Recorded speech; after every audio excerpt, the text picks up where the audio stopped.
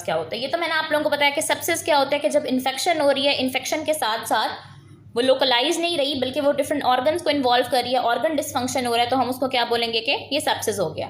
अब septic shock हमारे पास क्या होता है, सेप्टिक शॉक सेप्सिस की ही ना एक एडवांस कंडीशन है, एक सर्कुलेटरी फॉर्म ऑफ सेप्सिस है जिसमें सर्कुलेटरी फेलियर हो जाता है। पहले क्या हो रहा था, इन्फेक्शन और उसके साथ साथ ऑर्गन डिसफंक्शन। अब क्या हो रहा है, सर्कुलेटरी फेलियर हो रहा है डिस्पाइट अप्रोप्रिएट फ्लूइड रिससिटेशन, कि आप पेशेंट को फ्लूइड रिससिटेशन कर रहे हैं लेकिन उसको सिवियर सर्कुलेटरी डिस्टर्बेंस या सर्कुलेटरी फेलियर हो रहा है। किस तरह से मैं भी आपको बताती हूँ।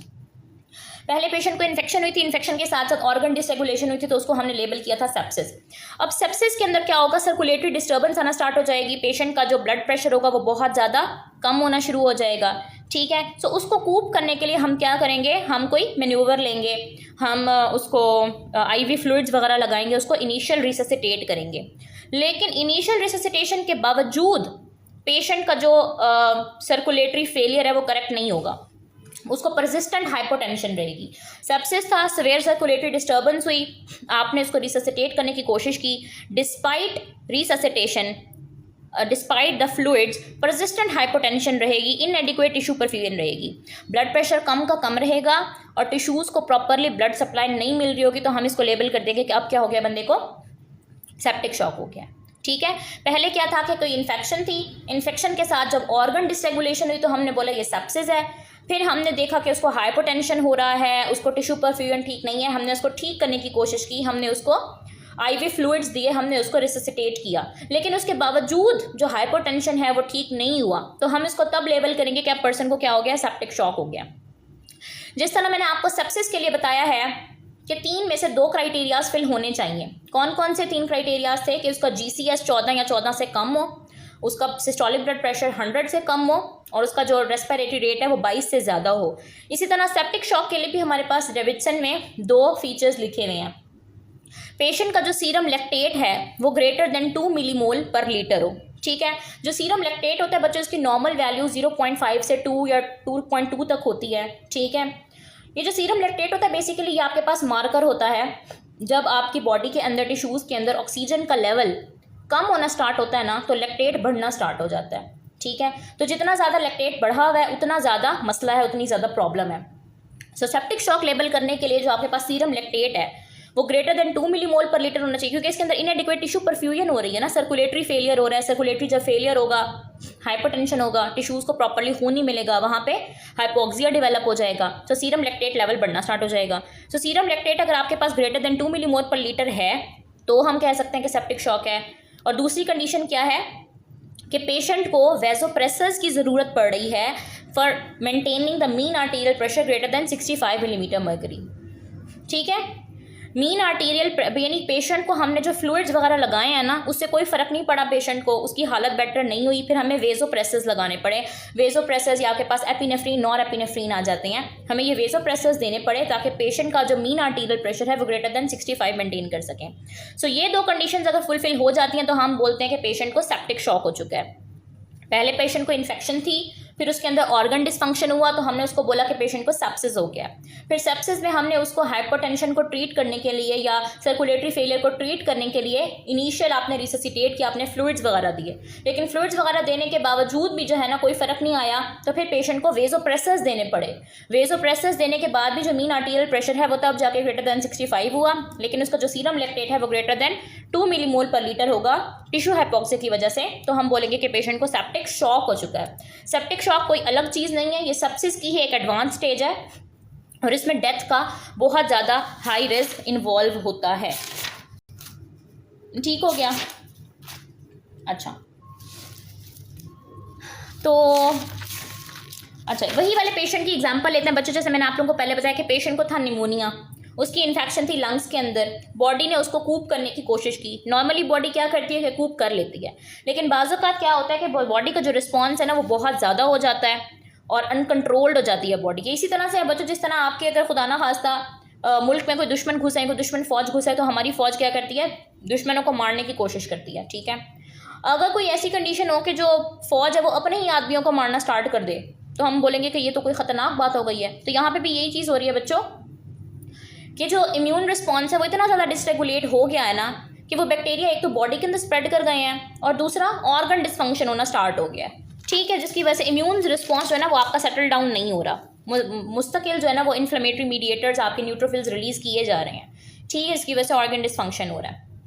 अब ऑर्गन्स भी इफेक्ट होना स्टार्ट हो गए तो हमने उसको हाइपरटेंशन वगैरह को ट्रीट करने के लिए रिससिटेट किया, पेशेंट को फ्लूइड्स लगाए। लेकिन पेशेंट को फ्लूइड्स लगाने के बावजूद जो सर्कुलेशन है वो इनएडिक्वेट रही, सर्कुलेटरी फेलियर ठीक नहीं हो रहा, हाइपरटेंशन बंदे का वैसे का वैसा है, बंदे का ब्लड प्रेशर वैसे का वैसा है, वो ठीक नहीं हो रहा, ठीक है। पेशेंट को सेप्सिस हो गया था ना, बीपी उसका बहुत लो हो गया, हमने उसको आईवी फ्लूइड्स देने की कोशिश की लेकिन बीपी उसका लो ही रहा, डेंजरसली लेवल तक लो हो गया, सर्कुलेशन इनएडिक्वेट हुई, तो हमने उसको कह दिया कि अब इसको सेप्टिक शॉक है। सेप्टिक शॉक के क्या क्या 2 फीचर्स थे कि आपको वेजोप्रेसर्स देने पड़े mean arterial pressure greater than 65 करने के लिए, और दूसरा उसका जो सीरम लैक्टेट है वो ग्रेटर देन 2 मिलीमोल पर लीटर हो, ठीक हो गया। अब ये जो हमारे पास कंडीशंस मैंने आप लोगों को बताई हैं, ये वाली कंडीशंस क्यों हो रही होती हैं बच्चों? ये बेसिकली इसलिए हो रही थी कि जैसे मैंने आपको बताया कि जब इन्फेक्शन होती है तो बॉडी का एक अप्रोप्रिएट इन्फ्लेमेटरी रिस्पॉन्स आता है और इन्फेक्शन कंट्रोल हो जाती है। लेकिन इन्फेक्शन सिस्टमिक क्यों होती है, इसकी वजूहात मैं बताती हूँ कि बेसिकली ये होता क्यों है, सेप्सिस और सेप्टिक शॉक होता क्यों है। क्योंकि माइक्रोबियल लोड बहुत ज़्यादा हो जाता है। माइक्रोबियल लोड का मतलब है कि जो माइक्रो ऑर्गेनिज्म आपकी बॉडी के अंदर इन्वेड किए हैं, जो बैक्टीरिया फॉर एग्जांपल आपकी बॉडी के अंदर आया, उसका लोड बहुत ज़्यादा है, वो बहुत ज़्यादा इन नंबर है। High virulence of the organism, जो इन्वेडिंग ऑर्गेनिज्म है ना वो विरुलेंट बहुत ज़्यादा है, यानी कि वो बहुत ज़्यादा लीथल है, ठीक है।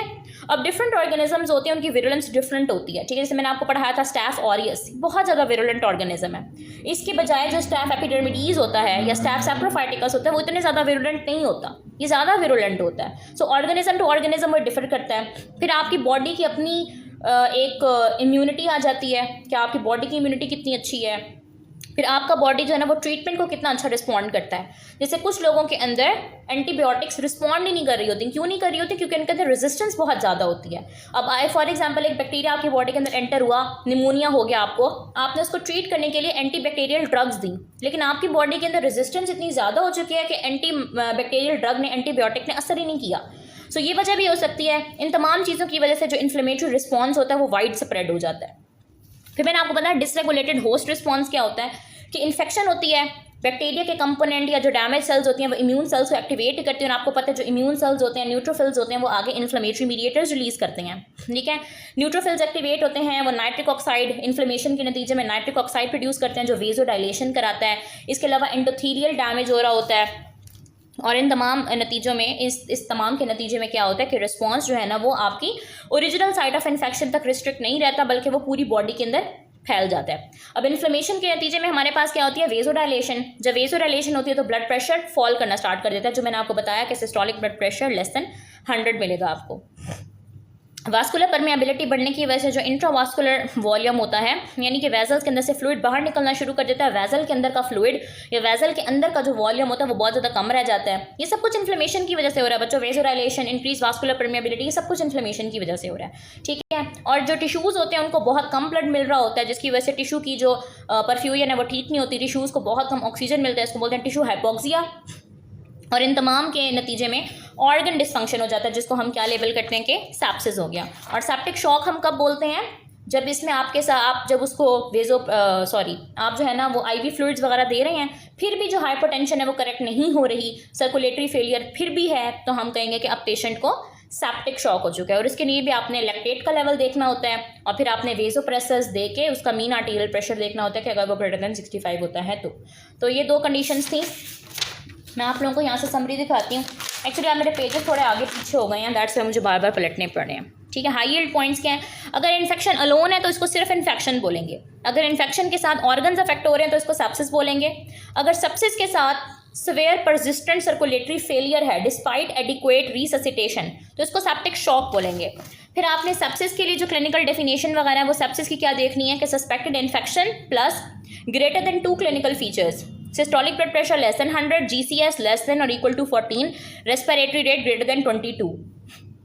अब ये सारे फीचर्स आ क्यों रहे होते हैं ये मैं आगे बताऊंगी कि रेस्पिरेटरी रेट क्यों बढ़ रहा है या ब्लड प्रेशर क्यों डिक्रीज। ये तो बताया मैंने आपको ब्लड प्रेशर क्यों डिक्रीज हो रहा होता है, वेजोडाइलेशन की वजह से। वेजोडाइलेशन क्यों हो रही होती है? इन्फ्लेमेशन की वजह से।